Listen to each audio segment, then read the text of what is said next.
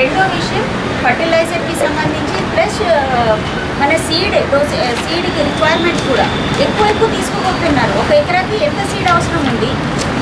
ఇంకా cotton seeds are very costly, కానీ మళ్ళీ దొరుకుతుందో లేదో అని ఎక్కువ స్టోరేజ్ చేస్తారు. అది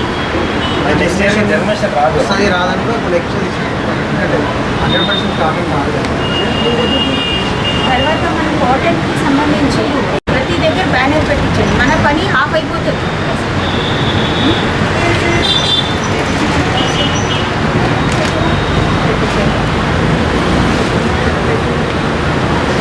ఇప్పుడు ఎంత వచ్చింది?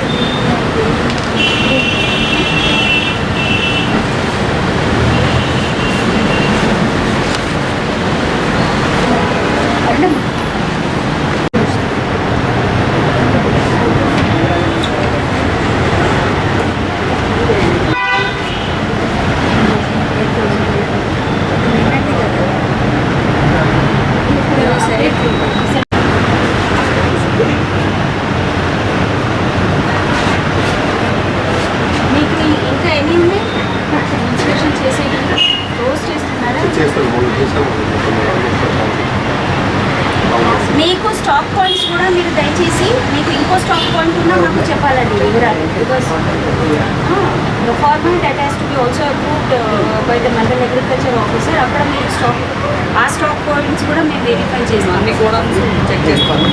ఈవెన్ నీకు అంటే వేరే వాళ్ళు కూడా ఉన్నారు.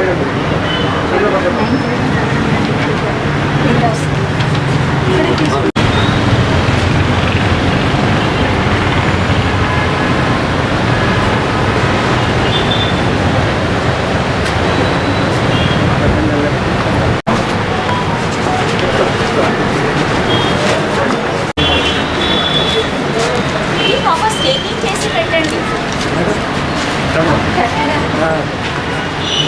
స్టార్ట్ అయితే ఖాళీ ఇక్కడ కూడా తప్పు లేదు కదా, విత్తనాలు దొరుకుతున్నాయి కదా. అది మీరు మీ వైపు నుంచి కూడా చెప్పాలి. ఎక్కడ కూడా షార్టేజ్ లేదు, ఎందుకంటే చాలా మంది ఆర్టిఫిషియల్ స్కేర్సిటీ క్రియేట్ చేస్తున్నారు. అలా ఏమి లేదు, ప్రతి విత్తనం అందుబాటులో ఉంది రైతులు అని మీకు కూడా చెప్పాలి. మీరు అనుభవమైన రైతు కాబట్టి మీకు చెప్తున్నాం. మిగతా వాళ్ళు కూడా చుట్టుపక్కల మీకు చెప్పండి. ఈ జాగ్రత్తలు ఏవైతే తీసుకోవాలో అవి కూడా తీసుకోవాలి.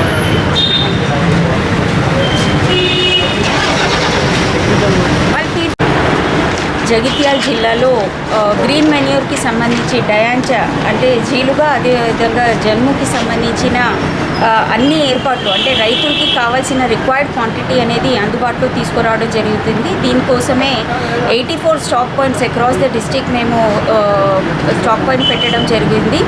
సో దీనిలో భాగంగా ప్రతి స్టాక్ పాయింట్లో కూడా 3 ఆఫీసర్స్ అంటే మండల్ అగ్రికల్చర్ ఆఫీసర్, అదేవిధంగా పోలీస్ డిపార్ట్మెంట్ అధికారులు అండ్ రెవెన్యూ డిపార్ట్మెంట్ అధికారులు, తహసీల్దార్స్ వాళ్ళు కూడా ఒక ప్రాపర్ సూపర్విజన్ కోసం పెట్టడం జరిగింది. ముఖ్యంగా ఎక్కడ కూడా రైతులకి ఇబ్బంది కాకూడదని ఉద్దేశంతోనే required quantity of green manure seeds కూడా అందుబాటులో తీసుకురావడం జరుగుతుంది.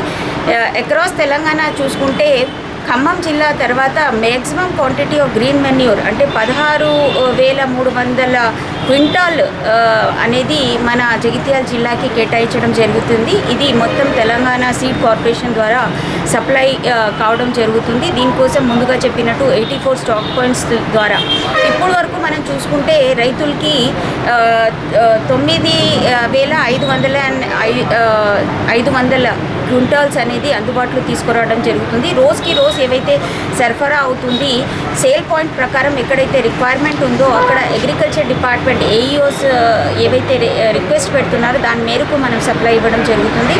ఎక్కడ కూడా రైతులు ఇబ్బంది పడాల్సిన అవసరం లేదు. ఎందుకంటే మన అందరికీ తెలుసు ఇంకా కూడా ఎక్కడైతే లేట్ సోయింగ్ అవుతుంది మినిమం 45 రోజులు, మనం 40 to 45 రోజుల ముందు కూడా ఈ సీడ్స్ అనేది వాడుకోవడానికి వీలుంది. కాబట్టి ఎట్టి పరిస్థితిలో ప్రతి రైతుకి ఈ సీడ్స్ అనేది అందుబాటులో తీసుకునే బాధ్యత మాది. కాబట్టి దానిలో భాగంగా ప్రయత్నంలో భాగంగానే ప్రతి సెంటర్లో కూడా ప్రతి సేల్ పాయింట్లో కూడా ఈ విత్తనాలు అనేది అందుబాటులో తీసుకురావడం జరుగుతుంది. దీంతో పాటు మన జిల్లాలో ఉండే సీడ్ ఎవరైతే రీటైలర్స్ ఉన్నారో 409 రీటైలర్స్ ఉన్నారో, అదేవిధంగా 51 సొసైటీస్ ద్వారా మన సీడ్ కూడా రిక్వైర్డ్ క్వాంటిటీ ఆఫ్ సీడ్ అందుబాటులో తీసుకురావడం జరుగుతుంది.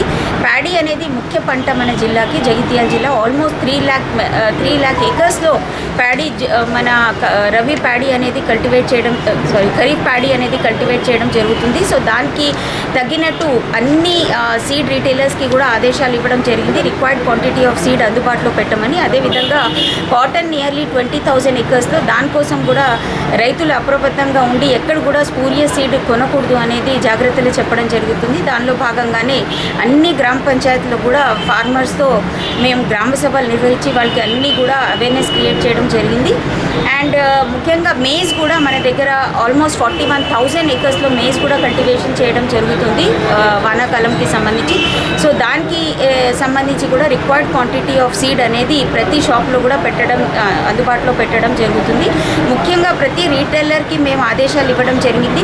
ఒక జాగ్రత్తలు రైతులు డూస్ అండ్ డోంట్స్ కూడా, అంటే ఏది జాగ్రత్తలు పాటించాలి విత్తనాలు కొనేటప్పుడు. ఫర్టిలైజర్స్ కూడా చాలామంది ఎక్కువ మోతాదులో కొని వాడుతూ ఉంటారు, వాటికి సంబంధించిన కూడా ఎంత మోతాదులో ఎప్పుడు వాడాలి అనే జాగ్రత్తలు కూడా రైతులకి చెప్పడం జరుగుతుంది. అదేవిధంగా మనకి పెస్టిసైడ్స్ కూడా రిక్వైర్డ్ క్వాంటిటీ ఆఫ్ పెస్టిసైడ్సే మనకి వాడుకోవాలి అనేది కూడా జాగ్రత్తలు రైతులకి అగ్రికల్చర్ డిపార్ట్మెంట్ సహకారంతో. అదేవిధంగా ఎవరైతే షాప్ ఓనర్స్ ఉన్నారో వాళ్ళకి కూడా, రీటైలర్స్కి కూడా వాళ్ళ బాధ్యత కూడా ఉంది అని భావించి వాళ్ళని కూడా 2 పెద్ద బ్యానర్స్ రైతులు తీసుకోవాల్సిన జాగ్రత్త, రిక్వైర్డ్ డోసేజ్ ఆఫ్ ఫర్టిలైజర్స్ కానివ్వండి, ఏ పురుగుకి ఏ మందు ఎంత మోతాదులో ఎప్పుడు వాడాలి అనేది కూడా వాళ్ళ బిజినెస్ కాదు రైతులు బాగుపడాలనే ఉద్దేశంతోనే వాళ్ళని కూడా బ్యానర్స్ కూడా పెట్టడానికి చెప్పడం జరిగింది. సో రైతులు అప్రమత్తంగా ఉండి ఎక్కడైనా స్పూరియస్ సీడ్ అంటే ముఖ్యంగా ఎవరైనా ఇలా మీకు ప్రలోభ పెట్టడానికి ప్రయత్నిస్తారు, ఇవి వాడి చూడండి అలా అని, ఎట్టి పరిస్థితుల్లో ఏవైతే సర్టిఫైడ్ సీడ్ అండ్ మనకి లైసెన్స్ సీడ్ ఉందో దాన్ని తప్ప వేరే సీడ్స్ కొనవద్దు అనేది మేము వాళ్ళని రిక్వెస్ట్ చేస్తున్నాం. అదేవిధంగా ఖుల్లా సీడ్స్ కొనకూడదు. అదేవిధంగా ప్యాకెట్స్ పైన దయచేసి తప్పనిసరిగా మీరు దాని ఎక్స్పైరీ డేట్ చూసుకోవాలి. అండ్ రిసిప్ట్ అనేది తప్పనిసరిగా అక్కడ షాప్ ఓనర్కి చెప్పి దయచేసి రిసిప్ట్ అనేది తీసుకోవాలి.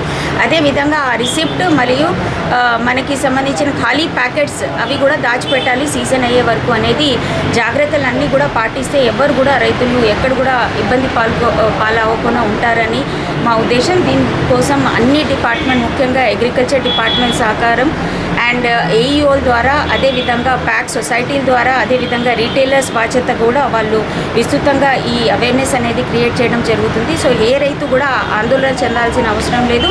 Required quantity of seeds and fertilisers మనకి అందుబాటులో ఉన్నాయి. సో దయచేసి ఎవరు కూడా చెప్పిన మాటలు ఇది లేదు అది లేదు అనేది కాదు, ప్రతి సీడ్ వెరైటీ మనకి అందుబాటులో ఉన్నాయి.